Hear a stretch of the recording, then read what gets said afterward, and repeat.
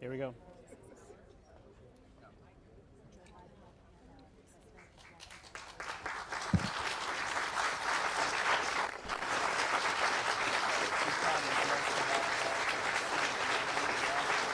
Good morning. Good morning. Good morning. Thank you. Please. Thank you.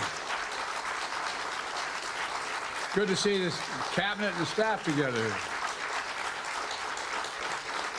Thank you.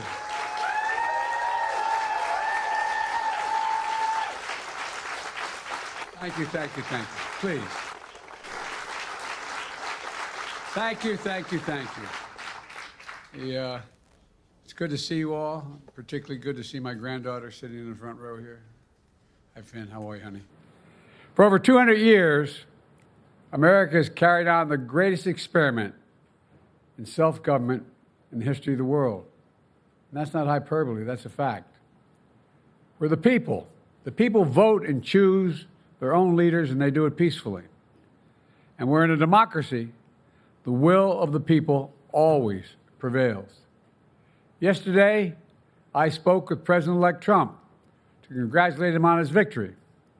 And I assured him that I'd direct my entire administration to work with his team to ensure a peaceful and orderly transition. That's what the American people deserve. Yesterday, I also spoke with Vice President Harris.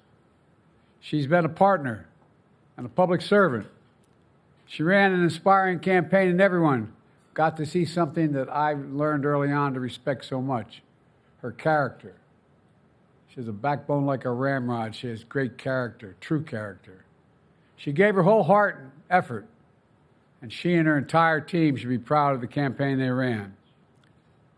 You know, the struggle for the soul of America, since our very founding, has always been an ongoing debate and still vital today. I know for some people, it's a time for victory, to state the obvious. For others, it's a time of loss. Campaigns are contests of competing visions. The country chooses one or the other. We accept the choice the country made. I've said many times, you can't love your country only when you win. You can't love your neighbor only when you agree. Something I hope we can do, no matter who you voted for, is see each other not as adversaries, but as fellow Americans. Bring down the temperature. I also hope we can lay to rest the question about the integrity of the American electoral system. It is honest, it is fair, and it is transparent. And it can be trusted, win or lose. I also hope we can restore the respect for all our election workers who busted their necks and took risks at the outset. We should thank them. Thank them for staffing voting sites, counting the votes, protecting the very integrity of the election. Many of them are volunteers who do it simply out of love for their country. And as they did their duty as citizens, I will do my duty as president. I'll fulfill my oath, and I will honor the Constitution. On January 20th, we'll have a peaceful transfer of power here in America. To all our incredible staff, supporters, cabinet members, all the people who've been hanging out with me for the last 4 years, God love you, as my mother would say. Thank you so much. You put so much into the past 4 years. I know it's a difficult time. You're hurting. I hear you and I see you. But don't forget all that we accomplished. It's been a historic presidency. Not because I'm president, because what we've done, what you've done. A presidency for all Americans. Much of the work we've done is already being felt by the American people, but the vast majority of it will not be felt over the next 10 years. We have legislation we passed that's just only now just really kicking in. We're going to see over $1 trillion worth of infrastructure work done, changing people's lives in rural communities and communities that are in real difficulty. because it takes time to get it done.